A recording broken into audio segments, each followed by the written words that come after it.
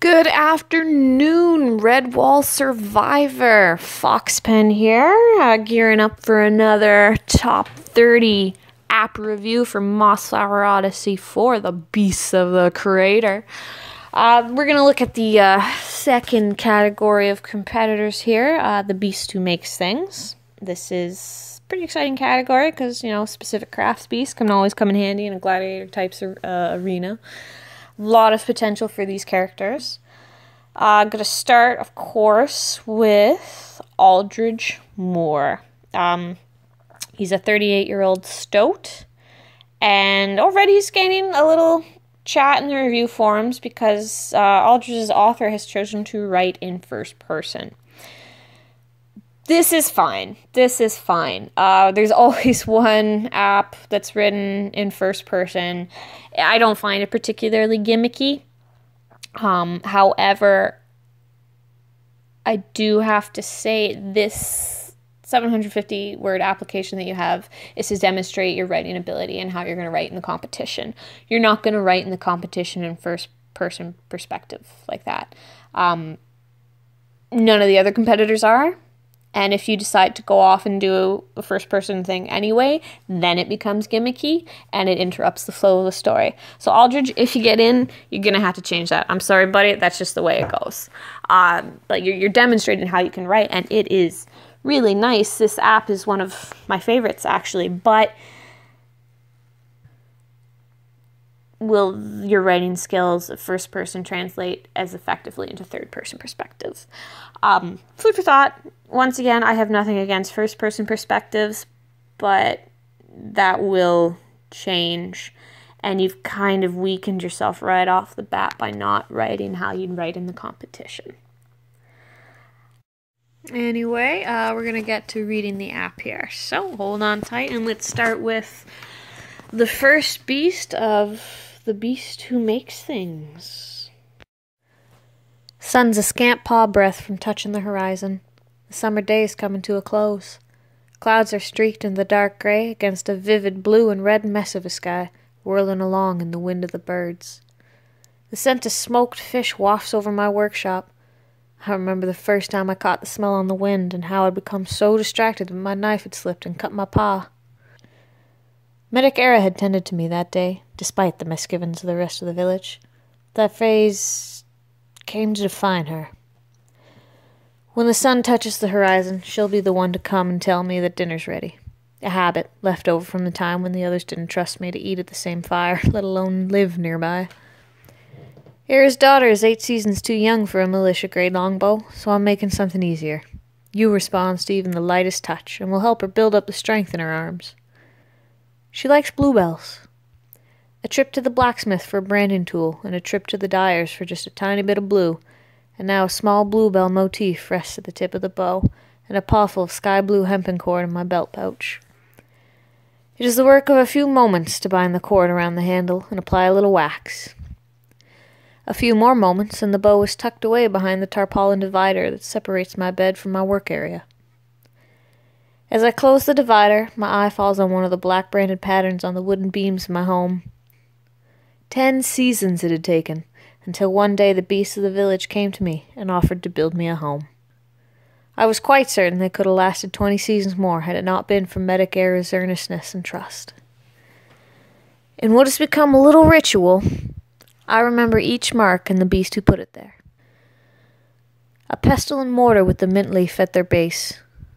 The mark of Apothecary Ennis, who had been one of the first beasts to trust Era and her trust in me. A knife and a loaf, old Baker Cricken, passed away 4 seasons hence and succeeded by her son. A fire and a hammer, blacksmith Ulrich, foul of temper but an outstanding craftspiece. A bandaged paw, Medic Era. I can hear her stomping down the path toward my house. She has the paw steps of a badger, which for a mouse is quite impressive. I step back out into the rapidly darkening twilight, push my door closed behind me, nod to her in greeting. Your daughter's bow is ready, Medic, I say. Her smile doubles in intensity. Thank you again, and so much. Shall I bring it tomorrow? Oh, smoked fish and pea soup and bread, by the way. I sniff at the air. And Brax got to the pepper again? Anytime tomorrow. I'm not going out for more wood than for a few days yet. She chuckles. He's only allowed to do that in his own bowl now. Don't worry. We proceed. She tells me of how young Cricken nearly burnt down the bakery again, of how blacksmith Ulrich shouted at him until he cried, of how Hunter Tanner had been the one to catch tonight's fish, with one of my own bows, no less. I feel the old swell of pride in my chest, of knowing that I, too, have a use, that I, too, am needed. The town square is where everyone sits for the evening meal. Woodbeast Brevin worked for a full season to make it what it is today, a huge covered space with 4 cooking fire pits, 20 large tables, 40 large benches, all contained within the mark walls, which are branded with every town's beast mark, even my own. I remember the signing with exquisite detail. Ulrich's gruff nod as he passed me the white-hot metal, the scented char as I carved a simple bow and feather pattern into the wall, contained in a circle of twine. The applause, thin at first but growing in strength as more and more of the beasts around me finally decided I was one of them. I take my seat, and the villagers start to pass the food around. Hunter Tanner nods to me from the next bench along. I belong. So there you have it. Aldridge, Moor. This is a beautifully written app. The very first 2 sentences had me hooked on this app. The whirling along in the wind of the birds is particularly striking prose. It's poetic without being flowery. So Aldridge has a very good command of descriptive English. The whole app doesn't feel cluttered. It's actually very organized and very well laid out.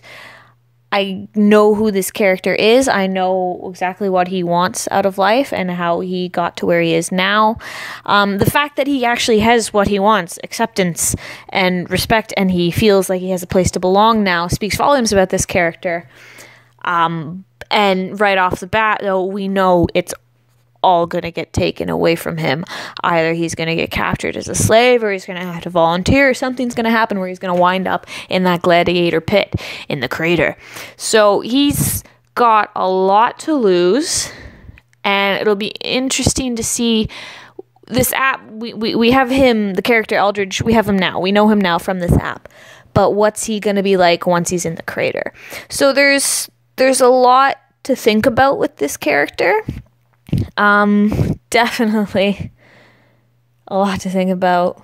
You know, he's hard. He must be hardworking. He must be a hard worker. He has to break down the racial barriers of Redwall. You know, to feel like he belongs amongst those who aren't even of his own kind. There's something there too. Something that we're not immediately told in the app. So this is a character of layers, and I'm very curious to see what happens with him. Also, to once again remark on the first person shtick with this app, we'll just say, I'm not worried. The skill of the writing here, even though it's in first person, is probably going to translate to third person. So once again, I'm not really worried about that. It'll just be a change in style. That's all. So congratulations, Aldridge, on getting into the top 30. Congratulations. Maybe we'll see you soon. So next up in the category The Beast Who Makes Things, we have Strathcomb Piccadilly, a 32-year-old mole. Burly. Moles are always fun. You don't see them a lot, though, and when you do, they tend not to have very heavy, thick accents. But Strathcomb does. A crowd of dusty moles gathered tightly in a lumpy grey circle. Strathcomb Piccadilly stood at the centre, a full head taller than his peers, presenting a shiny new pickaxe. Choruses of oohs and ahs rumbled through the secondary tunnel as the gleaming tool reflected yellow lantern light. Strath turned the instrument in his heavy paws as he explained the modifications. "I've added a steel casing to the top of the handle, and keys will hold it tight." He spun the pick in a circle. "It be rightly balanced and weighted for maximum impact." The crowd of moles split at a gesture, and Strathcomb slammed the tool into the earth with a satisfying thud. A hail of cheers erupted around him. "He be a great genius, brr," a mole named Darwell commented. "Be the head steel too, Strathcomb." "You're hers," Strath confirmed with a note of pride. "It'll last you a lifetime." "Right then, I'll be getting 3, Darwell announced. 3? Strath looked confused. "Yer, one for I, one for ye missus, and one for each child." The moles all laughed heartily. One miner reached down to pick up the prototype, but had trouble lifting it. "Strath, be you making a girdly anchor or an axe?" he teased. The burly-shouldered smith scratched at his thick, velvety neck. "Brrr, I suppose I'd better make a lighter version." A loud steam whistle sounded, and all the miners hurried out to the main portal where the foremole stood high up on a metal walkway just outside the big boss's office. "Brrr! Attention, all worker bees. It's been passed on to I to let ye all know wages have been trimmed back due to new policy." The moles below gaped with disbelief. "Again? Boy, how much?" "It don't matter how much, Cobb, as it's already being impoverished." General growls and grunts of agreement filled the portal. "Brr, HOE diggers will be earning 6 coppers a day, no more," the foremole stated. Outrage took hold of the crowd of moles, and the grumbling amped to a roar. Several miners began shaking their tools threateningly, and a chunk of rock bounced off the railing with a loud clang. The foremole jumped back in alarm. "Now hold up, ye good beasts," Strathcomb stepped forward, holding up a huge paw. "I'm right to take Ussen's frustration on ye messenger. Let I speak to her throw." The foremole, grateful for the intervention, let him approach the business badger's office without protest. Earthrow looked up at Strath as he pushed through the door. "Piccadilly, what can I do for you?" Strathcomb jabbed a thumbclaw at the outside. "Begging your pardon, sir, but you can't be cutting wages again. Nobody's can living off of 6 coppers a day. I'm having families to support." The badger leaned back in his oversized chair, steepling his long claws. "I think you misunderstand. Your wages aren't being cut, Piccadilly. Just the diggers." He made an off-paw gesture. "Those who are unhappy with the rate can quit. They're not indentured, after all." "They might as well be. Mightn't be all they know, sir." "Then they'll adapt, won't they?" The badger motioned for Strath to leave. A growl rose from deep in Strath's chest. "My apps they won't." Earthrow glared coolly at the oversized mole. "I have a list 30 beasts long, just waiting for openings. You're a skilled smith, Piccadilly, but even you can be replaced. Go back to your forge." Strathcomb walked out of the musty office onto the grid walkway. He looked out across the crowd of his kin, their pink noses raised hopefully toward him. He leaned forward then, paws braced against the railings. "Us molars ain't prone to violence," he began. "We'm beasts what likes peace." The miners heard and burred their gloomy dissent. "But there be times," Strath continued, "when ussens be threatened." The crowd grew attentively silent. "And in times like that, us molars be a-sticking together." Several whoops broke the silence. "And when we be united, ussens can move gurtling mountains, by Ogie. And that bain't no exaggeration." A raucous cheer arose. "Earthrow mining ain't nothing without us molars. And it be a high time it be a learning that there fact." As enthused cries reverberated the walls, the foremost slipped silently back into Earthrow's office, wincing apologetically. The boss badger glared hatefully at the only mole left in his claws. "Mark my words. Piccadilly will pay for this." So there's Strathcomb Piccadilly. He's a mole. Oh boy, is he ever. Burroy.